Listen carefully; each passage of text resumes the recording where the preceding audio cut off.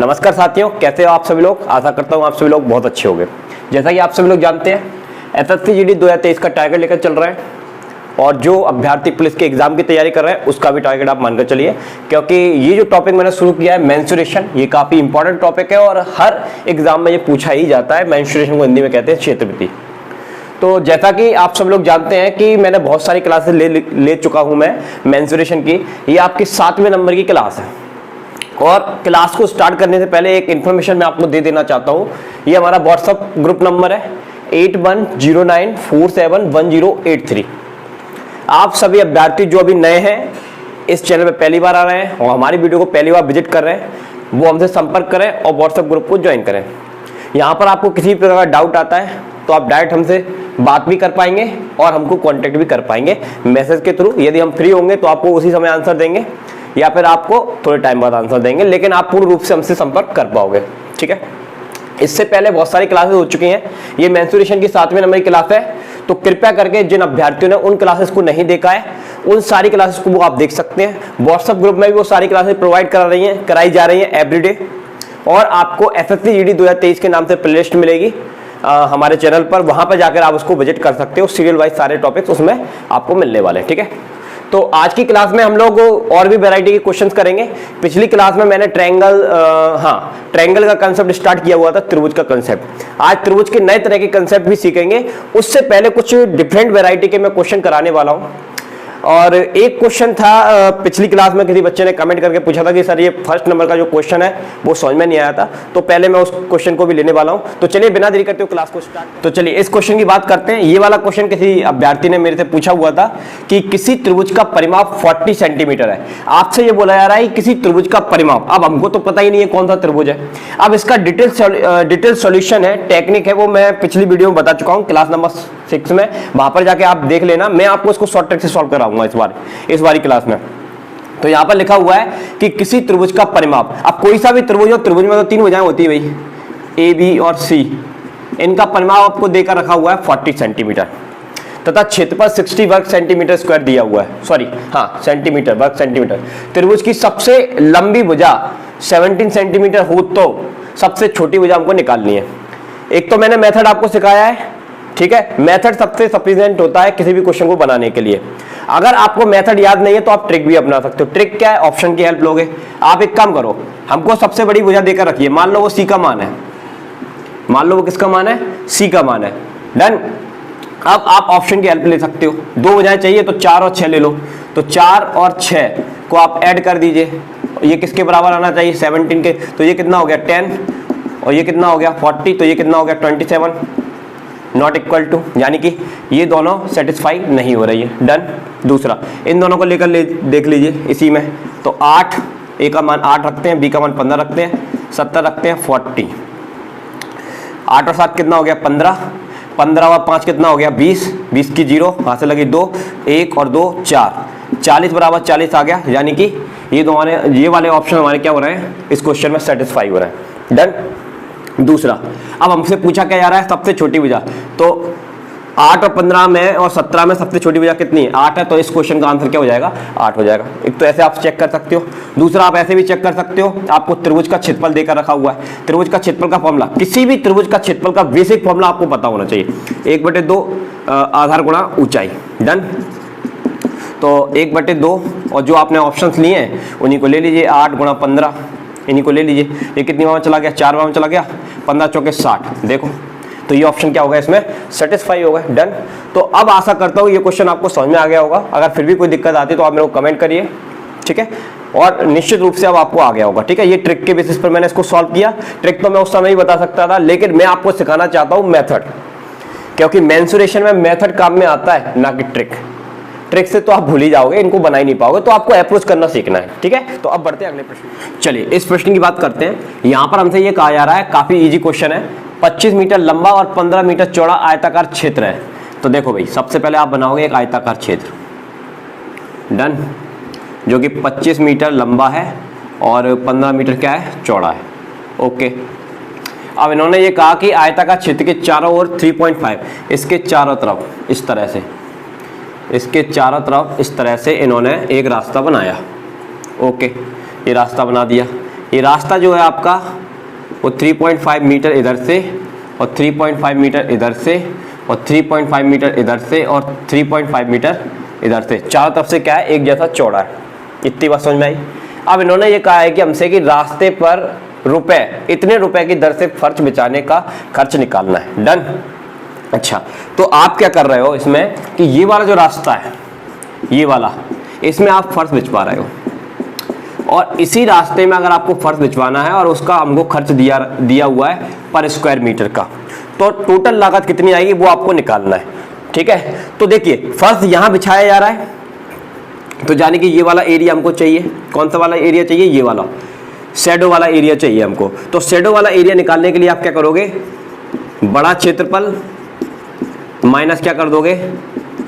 छोटा क्षेत्रफल, यानी कि बड़े आयत का क्षेत्रफल और माइनस छोटे आयत का क्षेत्रफल आप करोगे तो आपको क्या मिल जाएगा? शैडो वाले एरिया का क्षेत्रफल मिल जाएगा। अब देखो कैसे करोगे, सुनो। बड़ा वाला आयत कहाँ से कहाँ तक कितना लंबा है? यहाँ तक लंबा है। अब इस आयत को देखो, ये छोटे वाले आयत को। अब छोटे वाले आयत की यहाँ से यहाँ तक की लंबाई कितनी है बेटा? 25 है। और आपने ये रास्ता बनाया, ये कितना है? यहाँ से 3.5 चौड़ा है और यहाँ से भी कितना चौड़ा है? 3.5 चौड़ा है। डन। तो आपको समझ में आ गया होगा कि अब आपको इस 25 में 3.5 भी ऐड करना पड़ेगा, यानी कि 3.5 कितना होता है? 3.5 7 होता है, तो ये कितना हो गया? 32 हो गया। कितना हो गया? 32 हो गया। अब देखो यहाँ से यहाँ तक कितना आपका? 15 है। अब इसमें ये वाली लंबाई और ये वाली लंबाई भी तो जोड़नी पड़ेगी भाई, तो कितना हो जाएगा? 3.5 और 3.5 आप इसमें ऐड कर दोगे तो 7 हो जाएगा, तो ये 22 हो गया। ठीक है, तो बड़े क्षेत्रफल के लिए लंबाई कितनी मिल गई हमको? 32 मिल गई। चौड़ाई कितनी मिल गई? 22 मिल गई। डन। और छोटे क्षेत्रफल की लंबाई कितनी है? 25 और चौड़ाई कितनी है? 15। डन। तो आपको ये ए मिल जाएगा, यानी कि ये वाला जो रास्ता है उसका क्या मिल जाएगा? आपको क्षेत्रफल मिल जाएगा। डन। अच्छा, अब इसी रास्ते में आपको क्या करना है? यस, इसी रास्ते में आपको इतने रुपए की दर से आपको फर्श बिछाना है। तो कुल लागत कितनी आएगी? तो भैया जिस एरिया में आप फर्श बिछा रहे हो उसी एरिया में आपको क्या करना पड़ेगा? यस, इसका आपको मल्टीप्लाई करना पड़ेगा। क्या करना पड़ेगा? मल्टीप्लाई। तो आपको क्या मिल जाएगा? कुल खर्च। तो ये जो आप एरिया निकालोगे इसमें कितने स्क्वायर मीटर के हिसाब से दे रहा है? ये 27.5। बस इसका आप गुणा कर दोगे, इसको आप सॉल्व करना और सॉल्व करके आपको आंसर निकालना है और इसका आंसर ये हो जाएगा आपका सी। क्या हो जाएगा? सी। तो ये वाला आंसर इसका आ जाएगा। तो इसमें कुछ नहीं करना था, इसके चारों तरफ बाहर से हमने एक रास्ता बनाया हुआ है, उस रास्ते में हमको क्या बिछाना था? फर्श बिछाना था। तो फर्श बिछाने के लिए आपको क्या करना पड़ेगा? बड़े आयत का क्षेत्रफल निकालना पड़ेगा और माइनस छोटे आयत का क्षेत्रफल निकालना पड़ेगा। क्योंकि हम बाहर से रास्ता बना रहे हैं, मतलब बाहर से हमने ये चारों तरफ रास्ता बनाया है, तो इसमें 7 को ऐड किया है। अंदर बनाते तो 7 को क्या करते? माइनस। अगर इसका अपोजिट क्वेश्चन आएगा तो अंदर वाला आएगा तो उसमें 7 को माइनस करना पड़ेगा। इसमें बाहर वाला आया तो उसमें 7 को क्या किया है? प्लस किया है। डन। तो ये आप एरिया निकालोगे और उस एरिया में इतने परसेंट की दर से, सॉरी इतने रुपए की दर से क्या बिछाया जा रहा है? फर्श बिछाया जा रहा है, तो उसका आप मल्टीप्लाई कर देना, तो आपको क्या मिल जाएगा? यस, इतने एरिया में बिछाए गए फर्श की लागत मिल जाएगी और आपका आंसर क्या आएगा? सी आएगा। कोई दिक्कत? चलिए अब बढ़ते हैं अगले क्वेश्चन। चलिए इस क्वेश्चन की बात करते हैं। ये क्वेश्चन हमसे क्या कह रहा है? जब वृत्ताकार दौड़ पथ की बाहरी परिधि 5 to 8 मीटर है, पथ सब जगह से 14 मीटर चौड़ा है, रुपए 10 प्रति स्क्वायर मीटर की दर से पथ को समतल करने की लागत खर्च निकालनी। ठीक, बिल्कुल आसान क्वेश्चन है। देखो क्या करना है, वही क्वेश्चन है जो अभी मैंने किया था, वो आयताकार के लिए था, ये वृत्त के लिए। तो देखो सबसे पहले अपन एक काम करते हैं, एक सर्कल बनाते हैं और ये एक दूसरा सर्कल बनाते हैं। ठीक है, अब ये वाला जो सर्कल है इनके बीच का चौड़ाई, मतलब दोनों सर्कल की आपस में चौड़ाई कितनी है? 14 मीटर है। डन। ठीक, इस सर्कल का सेंटर जो होगा वो बड़े वाले सर्कल का सेंटर होगा। ठीक है, अगर इसकी त्रिज्या मैं R1 मान लेता हूँ, छोटे वाले सर्कल की, जिसको मैं नाम देता हूँ A, और बड़े वाले सर्कल को मैं नाम देता हूँ B, तो इसकी त्रिज्या मैं कितनी मान सकता हूँ? यस, R2 मान सकता हूँ। अब मैं अपने क्वेश्चन पर आता हूँ। अगर आप चाहें तो इसको निकाल सकते हैं, ये कितना होगा आपका?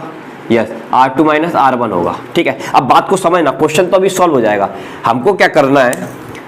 ये वाला जो रास्ता है इसको समतल बनाना है, और समतल बनाने का जो उन्होंने खर्च दिया है वो कितने की दर से दिया है?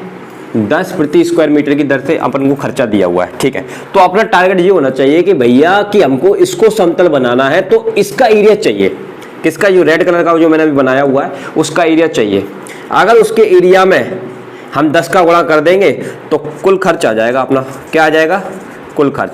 तो कुल खर्च निकालने का तरीका यही होता है कि जिस जगह आप ईंटें बिछा रहे हो या फर्श बिछा रहे हो या कंबल डाल रहे हो, कुछ भी डाल रहे हो, जिस एरिया में डाल रहे हो ना, उस एरिया में दी गई दर का क्या करना है आपको, जो भी आपको रेट दी गई है उसका गुणा कर देना, तो ये आपका क्या निकल आएगा, कुल खर्च। ये तो अपना कुल खर्च निकालने का तरीका हो गया। अब इसमें कैसे करेंगे, तो देखो इसका एरिया निकालना है, तो इसका एरिया निकालने के लिए आप क्या करोगे, एक तो अपना बड़ा सर्कल है तो बड़े सर्कल का क्षेत्रफल क्या होगा, पाई आर स्क्वायर।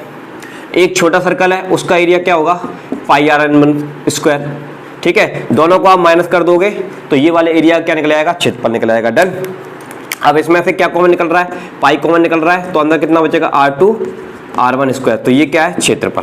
इसी क्षेत्रफल में आपको क्या करना है, 10 का मल्टीप्लाई करना है। इसी क्षेत्रफल में आपको क्या करना है, 10 का मल्टीप्लाई करना है, तो आपको क्या निकल आएगा, कुल खर्च निकल आएगा। तो जरा मैं इसको थोड़ा सा एक्सप्लेन कर देता हूँ और सॉल्व कर देता हूँ। देखो जरा, अब हमको R2 चाहिए, क्या चाहिए, R2, सॉरी R2 तो R2 है और R1 है इसमें। Okay done. तो एक काम करते हैं, पहले यहाँ पर एक चीज लिखी हुई है, एक वृत्ताकार दौड़ पथ की बाहरी परिधि, मतलब जो बाहर का सर्कल है ना, ये वाला आउटर सर्कल है, ठीक है, इसकी आपको परिधि दी गई है। तो परिधि का फॉर्मूला क्या होता है, 2 पाई R2। देखो बाहर के वृत्त की त्रिज्या कितनी मानी हमने बेटा, R2 मानी है, तो परिधि का फॉर्मूला क्या होता है, 2 पाई R2। इतनी बात समझ में आई, वो आपको दी गई है, कितनी दी गई है, 5 to 8 दी गई है। डन। तो यहाँ से एक काम करो, R2 का मान निकाल लो। किसका मान निकाल लो, R2 का। तो R2 का मान निकालेंगे तो 2 नीचे जाएगा और पाई भी नीचे जाएगा, तो 22/7। 11 से कैंसिल हो जाएगा क्या, चलो 11 से ये 2 बार में चला जाएगा और ये 4 48 बार में चला जाएगा। डन। ओके, 2 से ये काट दो, 2 और 4, 2 से ये काट दो तो ये 12, 12 सत्ते कितने होते हैं, 84। ओके, तो ये 84 सेंटीमीटर में दिया है या मीटर में, ओके 84 मीटर। ये किसकी वैल्यू आ गई, R2 की वैल्यू आ गई। अब आपके पास R2 की वैल्यू आ गई, तो क्या आप R1 की वैल्यू निकाल सकते हो, बिल्कुल निकाल सकते हो। कैसे निकाल सकते हो, तो देखो मैं आपको टेक्निक सिखाता हूँ। या तो आप एक काम कर लेते हैं, ये हमारे पास है R2 minus R1। R2 minus R1 कितना है अपने पास, 14 है, ये तो आपको पता है ना। देखो इन दोनों के बीच का जो चौड़ाई है वो कितनी है, 14 है, ये आपको दे रखा है, देखो 14। अब आप एक काम करो, R2 की वैल्यू कितनी दी है, 84 माइनस R1, और ये कितना है, 14। ओके, तो इस 84 को उधर ले जाएंगे तो R1 की वैल्यू कितनी आ जाएगी, 70 मीटर आ जाएगी। कितनी आ जाएगी, 70 मीटर। तो देखो आपके पास R2 भी है और आपके पास R1 भी है, बस आपका काम खत्म हो गया यहाँ पर। अब यहाँ पर आते हैं, तो देखो पाई की वैल्यू कितनी हो जाएगी, 22/7। अब ये वाली जो सिचुएशन है, R2 का स्क्वायर माइनस R1 का स्क्वायर, ऐसा मत करना। जब भी आपको ऐसी टर्म्स दिखे तो आपको क्या करना है, तुरंत आपको फॉर्मूला लगाना है। कौन सा फॉर्मूला लगाना है, मैं आपको बता देता हूँ। ए स्क्वायर माइनस बी स्क्वायर का फॉर्मूला क्या होता है, एक बार माइनस में लिखो और एक बार प्लस में लिखो, बस ये आपको हमेशा करना है जब भी आपको ऐसा दिखेगा। तो पाई का मान कितना हो गया, 22/7। अब एक बार प्लस में लिखेंगे तो देखो 84 और 70 कितना हो जाएगा, 154। सही है, 4 और 5, ठीक है, मल्टीप्लाई। एक बार आपको क्या करना है, माइनस करना है। तो 84 में से 70 जाएंगे, कितना बचेगा, 14। ठीक है, बस अब आपको क्या करना है, इसमें 10 का मल्टीप्लाई करना है, जैसा कि आपको बताया था। ये जो आपको निकल कर आएगा, ठीक है, ये जो एरिया है, किस चीज का एरिया है, ये वाले हिस्से का एरिया, ये रेड कलर का जो मैंने आपको बताया उसका एरिया है। अब उसी एरिया में आपको क्या करना है, उसी एरिया को आपको समतल बनाना है, और समतल बनाने की रेट इतनी दी गई है, तो कुल खर्चा कितना आएगा, तो इस एरिया में 10 का गुणा कर दीजिए, वही आपका क्या निकल आएगा, कुल खर्च निकल आएगा। तो अब मैं आपको इसके लिए अब आपको आपके ऊपर छोड़ रहा हूं, इसको सॉल्व करना, और सॉल्व करके आपका सी वाला क्या हो जाएगा, उत्तर हो जाएगा। ठीक है, सॉल्व करना है इसको। एक बार थोड़ा सा एक्सप्लेन फिर से कर देता हूँ। यहाँ पर लिखा था कि एक वृत्ताकार दौड़ पथ की बाहरी परिधि, यानी कि जो वृत्ताकार सर्कल है उसकी बाहर की परिधि हमको गिवन थी, और उसकी रेडियस मैंने कितनी मानी, R2 मानी। तो वहां से तुरंत ही मैंने R2 का मान निकाल लिया, क्योंकि मुझे जरूरत है उसकी। दूसरा, पथ सब जगह से 14 मीटर चौड़ा है, तो ये 14 मीटर चौड़ा है, ठीक है। रुपए खर्च आपको दे रखा है, तो इसको समतल करने में आपको कितना खर्च लगेगा वो आपको निकालना है। तो देखिए आपके पास 2 सर्कल हैं, और जिस एरिया को आपको निकालना है उस एरिया को कैसे निकालोगे, तो देखो बड़े सर्कल के क्षेत्रफल में से छोटे सर्कल के क्षेत्रफल को आप माइनस कर दोगे, तो आपको ये वाला एरिया मिल जाएगा, ये मिल गया।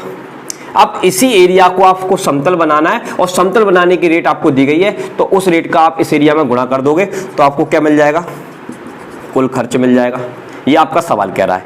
अब आपका काम क्या है कि इसको सॉल्व करना है। इसको सॉल्व करने के लिए हमको R2 चाहिए और R1 चाहिए। तो R2 हमको कैसे मिला, तो आंसर है कि बाहर की हमको परिधि दी गई थी, ये परिधि दी गई थी, तो इससे मैंने R2 निकाल लिया।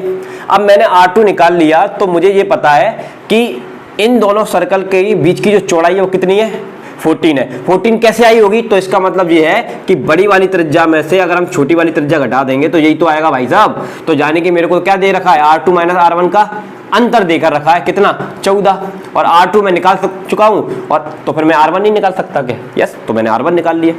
ठीक है, तो R1 आ गया, तो बस ये हमने जो बनाकर रखा हुआ था इसको सेट किया, ये वाला सेटअप है। तो इसके लिए हम फॉर्मूला लगाएंगे, एक बार माइनस में एक बार प्लस में, और इसको एक बार माइनस में और प्लस में किया। आपको R1 भी पता है, R2 भी पता है, तो प्लस में किया तो 154 आ गया, माइनस किया तो कितना आ गया, ये आ गया। तो ये आपको एरिया मिलता किसका, इस एरिया का एरिया मिलता, यानी कि क्षेत्रफल मिलता। अब उसको समतल करने की रेट आपको दी गई है, तो उसका 10 का मल्टीप्लाई और कर देंगे तो आपको क्या मिल जाएगा, कुल खर्च मिल जाएगा। डन। और आप इसको सॉल्व करेंगे तो आपका ये वाला आंसर आ जाएगा। कोई भी दिक्कत आती है आप कमेंट करके मुझे बता सकते हैं, या व्हाट्सएप ग्रुप से जुड़ जाइए। कोई भी दिक्कत आती है आप मेरे से कॉल करके भी बात कर सकते हैं। चलिए, समझ में आया। अब बढ़ते हैं, चलिए इस क्वेश्चन की बात करते हैं। ये क्वेश्चन हमसे ये कह रहा है कि रुपए 15 प्रति मीटर की दर से एक वृत्ताकार प्लॉट की बाड़ लगाने की लागत इतनी आती है। बाड़ का मतलब समझते हो, एक वृत्ताकार प्लॉट है अपने पास, इसके चारों तरफ फेंसिंग की आपने, ठीक है, तार की एक दीवार थी बनाई, उसको ही बोलते हैं बाड़। ठीक है, इस तरह से आपने फेंसिंग कर दी चारों तरफ इसके, ये वृत्ताकार प्लॉट, और इसके चारों तरफ फेंसिंग करने की टोटल लागत कितनी आई है, 3300। ठीक है, और कितनी रेट से निकल कर आई है, 15 प्रति मीटर की दर से आपने ये लगाया और इतना लागत इसको निकल के आया। ठीक है, तो आगे हमसे क्या पूछा जा रहा है कि 100 पर मीटर स्क्वायर की दर से इस प्लॉट की फेंसिंग की लागत क्या होगी। ठीक है, तो 100 प्रति मीटर स्क्वायर की दर से इस प्लॉट की फेंसिंग की लागत क्या होगी। तो देखो, इस फेंसिंग की प्लॉट की लागत हमको निकालनी है 100 की दर से। ये किसकी दर से दिया हुआ है, 15 प्रति मीटर की दर से दिया हुआ है। तो 100 की दर से आप कैसे निकालोगे, तो तरीका क्या है, हमको इसके चारों तरफ ही तो लगाना है, यानी कि हमको क्या पता होना चाहिए, इसका एरिया पता होना चाहिए। तो वही क्वेश्चन बार बार रिपीट हो रहे हैं घूम घूम कर। तो हमको वृत्त का क्षेत्रफल पता होना चाहिए। इस क्षेत्रफल में हम 100 का मल्टीप्लाई कर देंगे तो हमारे क्या निकल आएगा, कुल खर्च निकल आएगा या फिर कुल लागत निकल आएगी। तो मेन टारगेट क्या है, आपको आर निकालना है। अब आर कैसे निकाल पाओगे, तो उसको निकालने के लिए जब भी सर्कल की बात आती है तो आर निकालने के लिए आपको परिधि के बारे में सोचना है। ठीक है, किसके बारे में सोचना है, परिधि के बारे में सोचना है। अब ये परिधि कैसे बनाई होगी, तो आंसर है ये जो पूरा कितना लंबा है, इसकी लंबाई को ही तो काय में कन्वर्ट किया है, परिधि में। जो आपने तार फेंसिंग ली होगी ऐसे और उसको चारों तरफ लगाना स्टार्ट किया होगा, तो पहले कुछ ना कुछ तो लंबा होगा ना, वो एल है, और उस एल को कन्वर्ट करके आपने क्या बनाया, 2πr बनाया। तो आपको ये पता लगाना है कि ये कितना लंबा था। जितना लंबा था उसकी कुल लागत आपको दी है, जितना लंबा था उसकी कुल लागत आपको दी है, और वो लागत निकाली थी 15 से। तो कितना लंबा है, तो आपको इसमें 15 का डिवाइड कर देना है। 15 से ये कितनी बार चला जाएगा, 2 बार में, एक और बार 2 बार चला 220। तो ये आपको क्या मिल गई, 220 मीटर इसकी लंबाई मिल गई। तो आपको लंबाई पता है 220 मीटर। ठीक है, इसके चारों तरफ जो फेंसिंग कर रहे हैं आपको उसकी लंबाई पता है। तो क्या आप इसकी त्रिज्या नहीं निकाल सकते, यस बिल्कुल निकाल सकते। तो अब हमने यहाँ से त्रिज्या निकाल लेंगे। तो त्रिज्या निकालने के लिए क्या करेंगे, 220 डिवाइडेड बाय 2 गुणा 22, और ऊपर क्या आ जाएगा 7। ये 22 से ये 10 बार में चला गया, ये 5 बार में चला गया, 7 5 35, तो ये कितना आ गया 35 मीटर। ये त्रिज्या आ गई। अब त्रिज्या आ गई तो उसको यहाँ रख दीजिए, कहाँ रख दीजिए, यहाँ। तो पाई का मान कितना होता है 22/7, और त्रिज्या कितनी है 35 गुणा 35 गुणा 1000, ये है 7 5 35, और बड़ा कर लीजिए। तो आपका जो आंसर आ जाएगा वो कितना आ जाएगा, 3,85,000 इसका क्या आ जाएगा, आंसर आ जाएगा। ठीक है, ओके। तो ये आपका क्या निकल आया, कुल खर्च या कुल लागत। ठीक है, एक बार फिर से दोहरा देता हूँ। उन्होंने हमसे ये कहा है कि रुपए 15 प्रति मीटर की दर से एक वृत्ताकार प्लॉट की बाड़ लगाने का कुल खर्च, आपको ये कुल खर्च दिया था। अब बाड़ का मतलब होता है तार फेंसिंग। उस तार फेंसिंग को वृत्ताकार प्लॉट के चारों तरफ लगाना है। जब आप उसको लगा रहे थे तो उस समय आपको लंबाई नहीं पता थी, लंबाई की रेट पता थी कितनी, 15 रुपया मीटर, मतलब 1 मीटर का कितना लग रहा है, 15 मीटर लग रहा है, कितना लग रहा है, 15 मीटर लग रहा है, और टोटल खर्चा अपना कितना आया, इतना आया। तो इसके चारों तरफ 100 मीटर की दर से अगर हम लगाएंगे तो कितना खर्चा आएगा। तो ठीक है, तो ये तो हमारा सवाल हो गया कि हमसे ये पूछा जा रहा है कि 100 मीटर की दर से लगाएंगे तो कितना खर्चा आएगा। लगा कहां रहे हैं, चारों तरफ लगा रहे हैं ना, तो जाने की वृत्त का क्षेत्रफल ही तो बन रहा है, तो इतने क्षेत्र में लगा रहे हैं, तो उस क्षेत्र में हम 100 का मल्टीप्लाई कर देंगे तो हमारा क्या निकल आया, कुल खर्च निकल आया। अब कुल खर्च निकालने के लिए आपको प्रॉब्लम कहां आ रही है, आर की। तो आर कैसे पता चलेगा, आर हमको जब भी सर्कल की बात आए तो हमको आर हमेशा परिधि से पता चलेगा, लेकिन हमको परिधि नहीं पता है। तो परिधि कैसे बनती है, तो जब जो तार फेंसिंग थी उसको घुमाकर ही तो आपने क्या बनाया, सर्कल बनाया, तो लंबाई को काय में कन्वर्ट किया आपने, परिधि में कन्वर्ट किया, और लंबाई आपको निकालना है। तो लंबाई निकालने के लिए जो कुल लागत थी उसमें 15 का जितनी रेट से चल रहा था, जितने मीटर की रेट से चल रहा था उसका डिवाइड कर दिया, तो आपको क्या पता चल गई, उसकी लंबाई पता चल गई। ठीक है, क्या पता चल गई, लंबाई। अब इस लंबाई को मैंने यहां रखा और यहां से आर निकाला, और आर को मैंने यहां रखा और मैंने क्या निकाल लिया, कुल खर्च निकाला। ठीक है, समझ में आया, पसंद आया। अब बढ़ते हैं अगले प्रश्न। चलिए इस क्वेश्चन की बात करते हैं। ये क्वेश्चन अगर आप ध्यान से नहीं पढ़ोगे तो आपको बिल्कुल भी समझ में नहीं आएगा। देखो, ये क्वेश्चन को बिल्कुल ध्यानपूर्वक पढ़ना है और एक एक स्टेप को लिखते जाना है, तो बहुत ही आसान हो जाएगा ये आपके लिए। तो देखिए, मैं आपको पढ़ के सुनाता हूँ और फिर देखिए टेक्निक कैसे सॉल्व करेंगे। यहाँ पर लिखा हुआ है कि एक आयत की लंबाई, डन। आपको आयत बोला, इतने में आप तो आयत बना लो तुरंत। एक आयत की लंबाई, तो ये क्या है, आयत, और इसकी लंबाई दी है, नहीं पता। ओके, एक आयत की लंबाई एक वृत्त के व्यास से दुगनी है, यानी कि एक आपका वृत्त है, उसका कुछ डायामीटर होगा, जो डायामीटर यानी कि व्यास से क्या है, दुगनी है, यानी कि इसकी लंबाई जो है वो वृत्त के व्यास से क्या है, दुगनी है। इतनी बात समझ में आई। अब आगे इन्होंने कहा कि वृत्त की परिधि, इस वृत्त की जो परिधि है 2 पाई आर, इस वृत्त की जो परिधि है वो 22 सेंटीमीटर भुजा वाले, 22 सेंटीमीटर, ये आपका वर्ग है, 22 सेंटीमीटर भुजा वाले, और वर्ग की प्रत्येक भुजा कैसी होती है, समान। तुरंत कंसेप्ट याद आना चाहिए। तो 22 सेंटीमीटर भुजा वाले वर्ग के क्षेत्रफल के बराबर है, यानी कि वर्ग का क्षेत्रफल के क्या है, ये परिधि बराबर है। डन, इतनी बात समझ में आई। ये जो परिधि है वो 22 सेंटीमीटर भुजा वाले वृत्त के क्षेत्रफल के क्या है, बराबर है।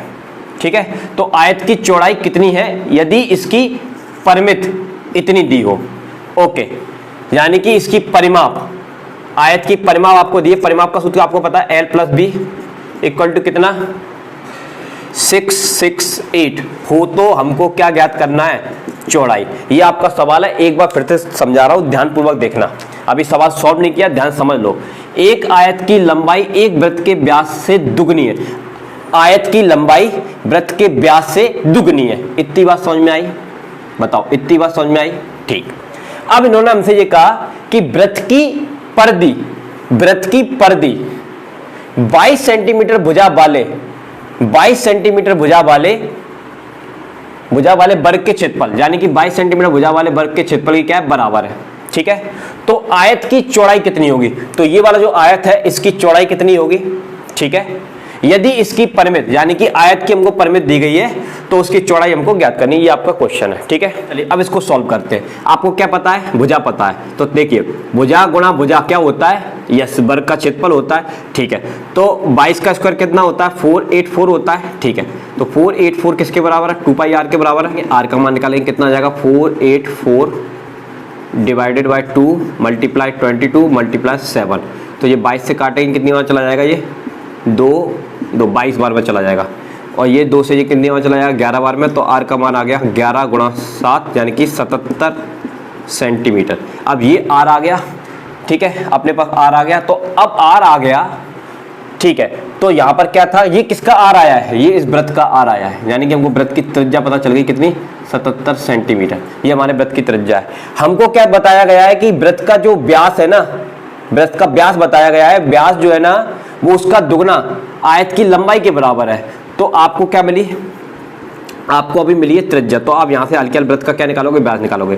तो आप इसका क्या कर दोगे, 2 टाइम्स कर दोगे, 7 दूनी 14 की 4, हाथ से लगी 1, 14, 1, 15, तो 154 आ गया। तो ये 154 सेंटीमीटर इसका क्या आ गया, डायमीटर आ गया। अब अपने सवाल को यहाँ लेकर आते हैं। तो हमको क्या पता था, लंबाई, लंबाई गुणा व्यास, तो व्यास कितना अपने पास आया, 154 आया। ठीक है। अब इसका गुणा कर दीजिए, 8 हो गया, ये 10 और एक 3, तो ये क्या आ गई आपको लंबाई मिल गई, ठीक है। अच्छा, अब ये लंबाई मिल गई तो इस लंबाई को यहाँ रख दीजिए, तो 2 कितना है 308 प्लस b इक्वल टू कितना है 668, 2 से ये कैंसिल हो जाएगा 334, तो 308 प्लस b इक्वल टू 334, सो उधर जाएगा तो माइनस हो जाएगा 26 सेंटीमीटर। क्या आ रहा है? यस आ रहा है। समझ में आया? चलो एक बार और समझाते हैं, ध्यानपूर्वक समझना। एक आयत की लंबाई एक वृत्त के व्यास से दुगनी है, इसकी लंबाई वृत्त के व्यास से दुगनी है, इतना बनाया, ठीक। आगे इन्होंने कहा कि वृत्त की परिधि, यानी कि इस वृत्त की परिधि 22 सेंटीमीटर वर्ग वाले भुजा के क्षेत्रफल के बराबर है, यानी कि परिधि क्षेत्रफल के बराबर है और उस वर्ग की भुजा आपको दी गई है। तो तुरंत ही आपने यहाँ से क्षेत्रफल भुजा रखकर आपने क्या किया, हाँ भुजा रखकर क्षेत्रफल निकाल लिया, कितना 484 निकाल लिया, और यहाँ पर आपने r निकाला और ये r की हेल्प से आपने इस वृत्त का क्या प्राप्त कर लिया, व्यास प्राप्त कर लिया, क्योंकि त्रिज्या का दुगना क्या होता है, व्यास। अब ये व्यास को आपने कहाँ रखा, यस अपने इस फॉर्मेट में रखा जो आपको एक क्वेश्चन में दिया गया था, यहाँ रखा, तो आपने क्या निकाली लंबाई, और लंबाई आ गई तो लंबाई को कहाँ रख दिया, परिमाप में, और परिमाप ही तो दिया था आपको आयत का कितना 668, तो यहां पर रखा तो हमने क्या निकाल ली, चौड़ाई। तो इस तरह के क्वेश्चन बनाने के लिए आप लिंक समझिए, क्वेश्चन को पढ़ते जाइए, उतना कम यहां पर लिखते जाइए, और फिर जो चीज आपको निकालनी है उसके बारे में सोचिए। तो इस तरह से अगर आप सोचेंगे तो आपको डेफिनेटली इस तरह के कोई भी क्वेश्चन आएगा आपको समझ में आएगा। पसंद आया, कोई दिक्कत आती है तो वीडियो को रिवाइंड करके देख लेना। अब बढ़ते हैं, देखिए एक और इंटरेस्टिंग क्वेश्चन आपको बताते हैं। यहाँ पर ये बोला जा रहा है कि एक आयत की लंबाई, चलो भैया आयत बना लो, ये आपका आयत है, इसकी लंबाई एक वर्ग की भुजा, यानी कि इसकी जो लंबाई है ना वो वर्ग की एक भुजा, वर्ग की एक भुजा का 3/5 है, वर्ग की एक भुजा का 3/5 है, यानी कि ये आपका वर्ग है, और वर्ग की प्रत्येक भुजा कैसी होती है, बराबर होती है। ये a है तो ये a होगी, सब a होगी, ठीक है। इसका 3/5 है इसकी लंबाई, किसकी, आयत की लंबाई। डन, इतना इन्होंने कहा।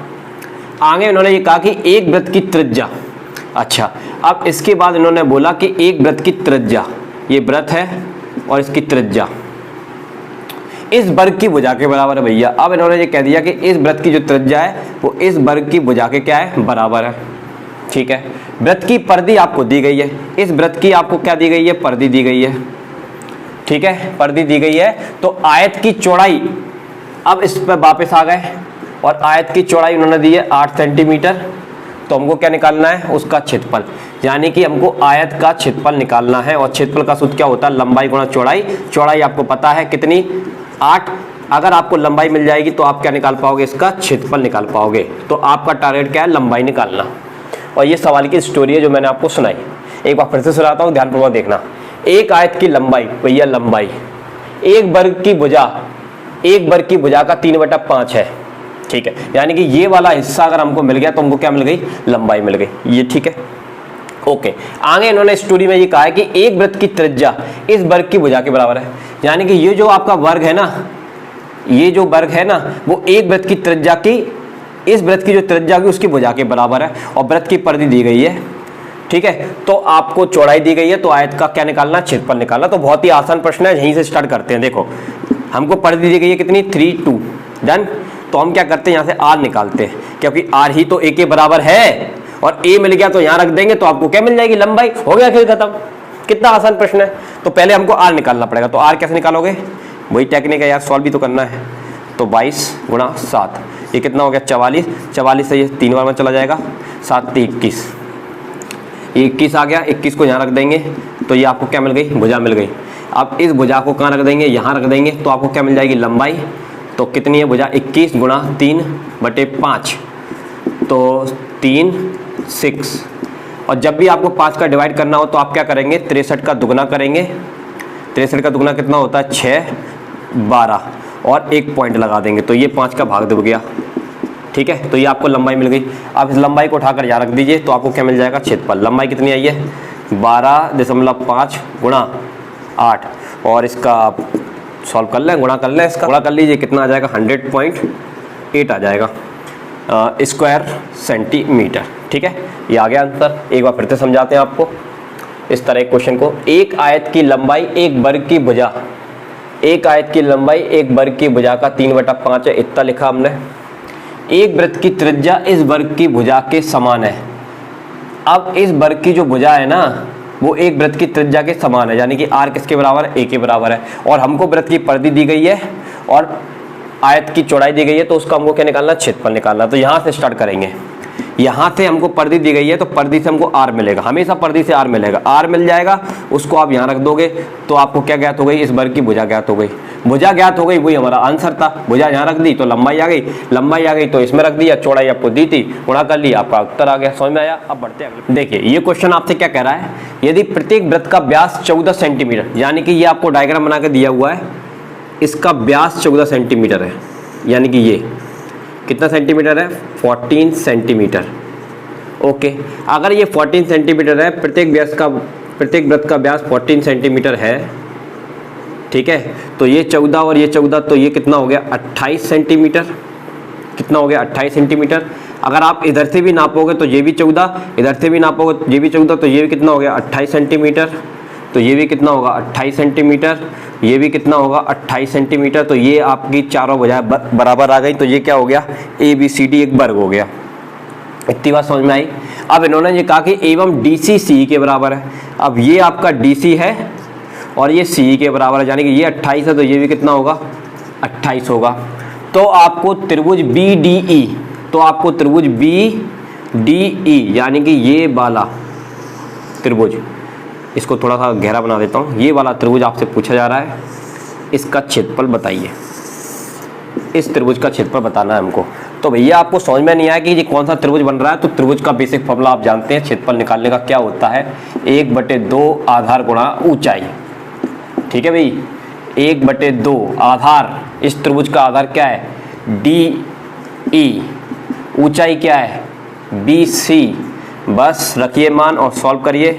DE 28 और 28 या कितना हो गया, 56, और कितना हो गया ये BC कितना है, 28, और 2 से काट लीजिए इसको, कितनी बार में चला जाएगा, ये 2 बार में चला जाएगा, 8। और 28 का स्क्वायर कितना होता है आपको पता ही होगा, 784 सेंटीमीटर स्क्वायर। इसका क्या हो जाएगा, आंसर हो जाएगा। समझ में आया? ठीक है, चलिए अब बढ़ते हैं अगले। चलिए इस क्वेश्चन की बात करते हैं। ये क्वेश्चन हमसे ये कह रहा है कि ABCD के छायांकित सीडेट, छायांकित मतलब सीडेट भाग का क्षेत्रफल क्या होगा। देखो भाई, ये आपका क्या है भाई, सर्कल है, ओके, और ये चारों तरफ स्क्वायर बने हुए हैं। तो ये वाला हिस्सा जो है ना बच गया, इसका ये सीडेड हिस्सा हमको निकालना है, ये वाला हिस्सा हमको निकालना है, इस एरिया का क्षेत्रफल हमको निकालना है।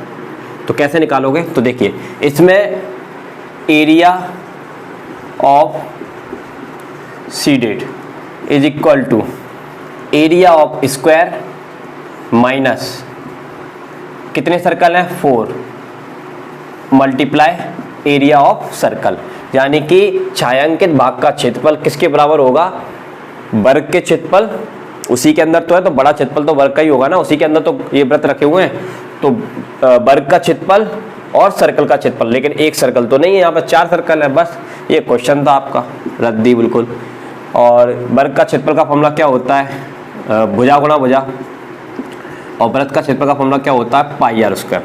ठीक है, अच्छा अब आपको क्या चाहिए, वर्ग की भुजा चाहिए। भुजा कितनी है तो आपको पता है, यहाँ पर दिख ही रहा होगा। देखो ये व्यास कितना है, 28, सॉरी ये भी 14 है, तो ये भी कितना होगा, 14। तो ये 28, ये 28, ये 28, तो ये 28। तो वर्ग की भुजा कितनी आ गई, 28 का स्क्वायर, 4 मल्टीप्लाई 22/7 गुणा त्रिज्या, त्रिज्या कितनी है, 7, सर्कल की त्रिज्या कितनी है, 7 गुणा 7।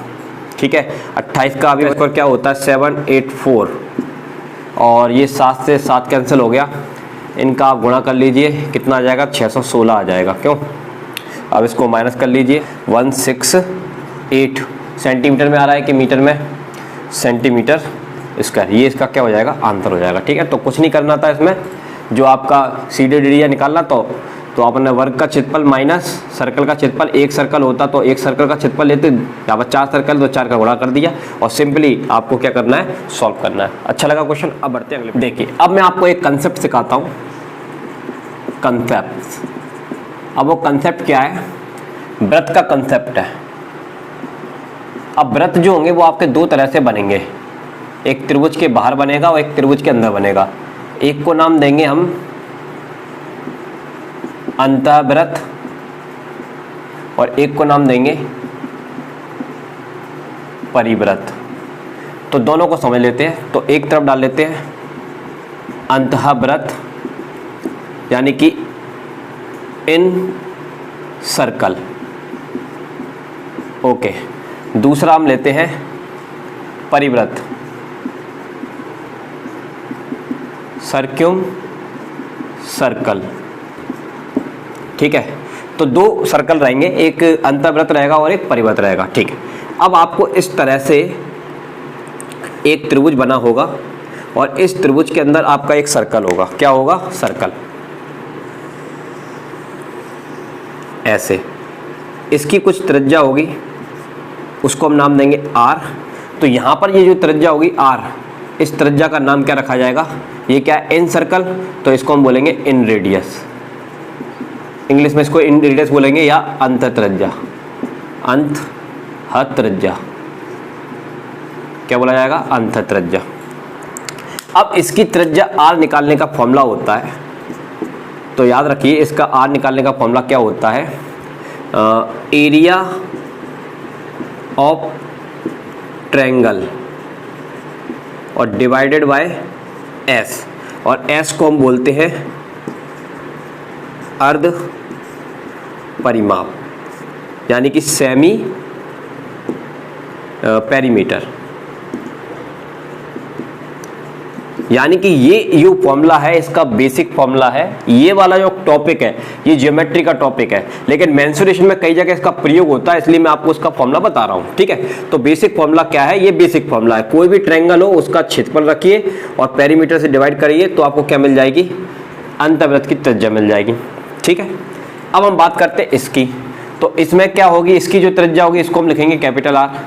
ये क्या है? सर्किम सर्कल, तो इसकी रेडियस का नाम क्या होगा? सर्क्यूम रेडियस यानी कि परिवृत्त त्रिज्या, या फिर हम इसको बोल सकते हैं बाह्य त्रिज्या। क्या बोल सकते हैं? बाह्य त्रिज्या। ये आपके सामने इस तरह से नो, इसमें क्या आएगा? सर्कल अंदर आएगा, सर्कल बाहर आएगा, सॉरी। सर्कल बना लेते हैं पहले, एक काम करते हैं। ये हमने बनाया सर्कल और वृत्त त्रिभुज कहाँ आएगा? अंदर आ जाएगा, डन। और ये इसका सेंटर और ये इसकी रेडियस यानी कि r। अब इस r को निकालने का फॉर्मूला क्या होता है? तो a, इस त्रिभुज की ये वजह a हो गई, ये b हो गई, ये c हो गई, तो ABC करना है और इसमें 4 का मल्टीप्लाई करके आपको क्या करना है? एरिया ऑफ ट्रायंगल करना है, ठीक है। तो इसका त्रिज्या निकालने का फॉर्मूला क्या होता है? ABC divided by 4 area of triangle यानी कि त्रिभुज का क्षेत्रफल। ये इन दोनों के बेसिक फॉर्मूले हैं, एज इट इज इनको ऐसे ही याद रखना है, ठीक है। कैसे बने जब मैं आपको ज्योमेट्री का टॉपिक पढ़ाऊंगा तो मैं आपको इसको डिटेल में बताऊंगा, ठीक है। लेकिन फिलहाल इस केस में कुछ इंपॉर्टेंट ट्रिक्स आपको बता देते हैं। जैसे आपके पास समकोण त्रिभुज आ गया, ओनली समकोण त्रिभुज आ गया, और समकोण त्रिभुज आ गया और इसके अंदर बना हुआ है सर्कल, और इसकी रेडियस आपको निकालनी है। क्या करनी है? इसकी रेडियस आपको निकालनी है। तो इसका फॉर्मूला होता है r बराबर a plus b minus c करना है और 2 से क्या करना है? डिवाइड करना है। तो आप तुरंत ही समकोण त्रिभुज की, ये ट्रिक किसके लिए है? समकोण त्रिभुज की। तो समकोण त्रिभुज की आप क्या निकाल सकते हो? त्रिज्या निकाल सकते हो। दूसरा, अगर मान लीजिए आपके पास आया समबाहु त्रिभुज, ये समबाहु त्रिभुज है। अब समबाहु त्रिभुज के लिए बात करें, इक्विलैटरल ट्रायंगल की बात करें, ये राइट एंगल ट्रायंगल है और ये इक्विलैटरल ट्रायंगल है। इसकी r त्रिज्या निकालने का फॉर्मूला होता है r equal to a upon 2 under root 3। r equal to a upon 2√3। ठीक है, तो ये जो फॉर्मूले मैंने आपको बताए इनको आपको याद ही रखना है। इनको कैसे प्रूव किया जा सकता है उसको मैं ज्योमेट्री में बताऊंगा। सिमिलरली इसकी बात करें तो यहाँ पर भी अगर आपके पास एक परिवृत्त है और उसके अंदर आपका क्या आ गया, राइट एंगल आ गया, यानी कि समकोण त्रिभुज आ गया। ठीक है, तो इसकी त्रिज्या r निकालने का, कैपिटल R निकालने का फॉर्मूला क्या है, तो R निकालने का फॉर्मूला है c/2। क्या है फॉर्मूला, c/2। ठीक है, और अगर समबाहु त्रिभुज आ गया यानी कि इक्विलैटरल ट्रायंगल आ गया, इक्विलैटरल ट्रायंगल आ गया, तो इसकी त्रिज्या निकालने का क्या फॉर्मूला है, इसकी त्रिज्या निकालने का क्या फॉर्मूला है, तो मैं आपको बता दूं कि इसका फॉर्मूला है r बराबर, यहाँ क्या किया था अपने, a अपॉन 2√3, तो यहाँ पर केवल है a अपॉन √3। तो ये सारे फॉर्मूले आपको याद रखने हैं। ठीक है, कैसे प्रूव किए जा सकते हैं जब ज्योमेट्री में हम पढ़ेंगे। तो अभी मैं इस क्लास को लंबा नहीं करना चाहता, इनको विस्तार से बताने का, और आपको समझ में भी नहीं आएगा, तो इसलिए जब भी ज्योमेट्री में आपको पढ़ाऊंगा तो इनको डिटेल में आपको बताऊंगा। तो फिलहाल आप इसको याद रखिए। अब इसके बेसिस पर एक क्वेश्चन हम ट्राई करते हैं। चलिए इस प्रश्न की बात करते हैं। यहाँ पर आपसे ये कहा जा रहा है कि 8 सेंटीमीटर भुजा वाले समबाहु त्रिभुज, सबसे पहले तो एक समबाहु त्रिभुज बना लो। समबाहु त्रिभुज का मतलब आपको पता है कि चारों भुजाएं, वो तीनों भुजाएं कैसी होती हैं, बराबर। अगर ये 8 सेंटीमीटर है तो ये भी 8 सेंटीमीटर होगी और ये भी कितनी होगी, 8 सेंटीमीटर होगी। डन, इतनी बात समझ में आई। और समबाहु त्रिभुज का जैसे ही आपने चित्र बनाया तुरंत आपको इसका क्षेत्रफल भी पता होना चाहिए। √3/4 क्या होता है, a² होता है। और इसकी हाइट भी आपको पता होनी चाहिए, √3/2 क्या होती है, a होती है। ये दोनों चीज़ आपको तुरंत याद आनी चाहिए। तो इसको बोलते हैं क्षेत्रफल, समबाहु त्रिभुज का इसको क्या बोलते हैं, ऊंचाई। इस तरह से आपको सवालों में उसके फॉर्मूले भी याद रहेंगे और आपको तरीका भी रहेगा कि जरूरत पड़ सकती है कब किसकी। ठीक, आगे इन्होंने ये कहा है कि त्रिभुज के भीतर एक वृत्त खींचा गया। अब त्रिभुज के भीतर इन्होंने एक वृत्त बनाया,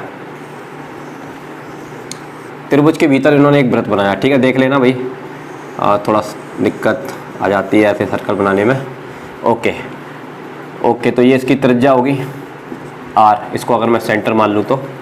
ठीक है, डन। इसके बाद इन्होंने क्या कहा हमसे, त्रिभुज तथा वृत्त के बीच रिक्त स्थान, ये जो आपको रिक्त स्थान बच गया, ये वाला, ये वाला, इस रिक्त स्थान का हमको क्या निकालना है, यस, क्षेत्रफल निकालना है। तो ये तो बड़ा आसान क्वेश्चन बन गया।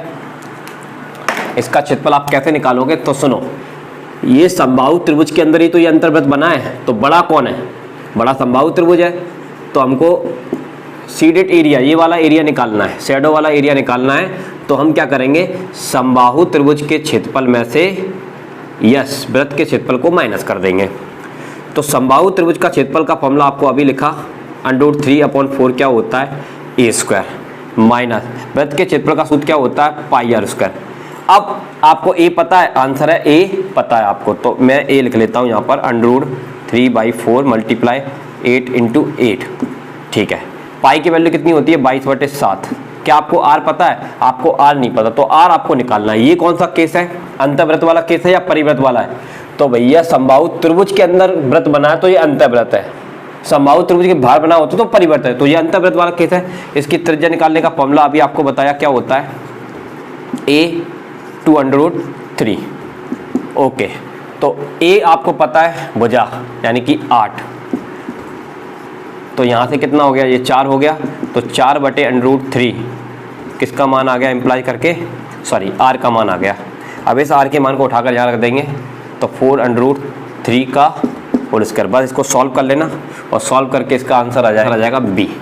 तो मैं यहाँ पर लिख देता हूँ 10.95 स्क्वायर सेंटीमीटर क्या होगा इसका आंसर होगा। समझ में आया। चलिए, तो आज की क्लास में हम लोगों ने बहुत ही डिफरेंट टाइप के क्वेश्चन किए और नई वैरायटी का आपने कंसेप्ट सीखने को मिला। आपको अंतःवृत्त क्या होता है, परिवृत्त क्या होता है, उसकी त्रिज्या निकालने के बेसिक फॉर्मूले भी आपको बताए और कुछ स्पेशल केसेस के भी मैंने आपको फॉर्मूले बताए। तो नेक्स्ट क्लास में हम इस टॉपिक को और आगे बढ़ाएंगे और वैरायटी के कंसेप्ट भी लेकर आएंगे और वैरायटी के आपको क्वेश्चन भी कराने वाले। तो यदि क्लास पसंद आई तो सभी लोग दिल से लाइक करना और चैनल पर नए हो तो प्लीज चैनल को सब्सक्राइब करना। मिलते हैं नेक्स्ट क्लास के साथ। जय हिंद, जय भारत।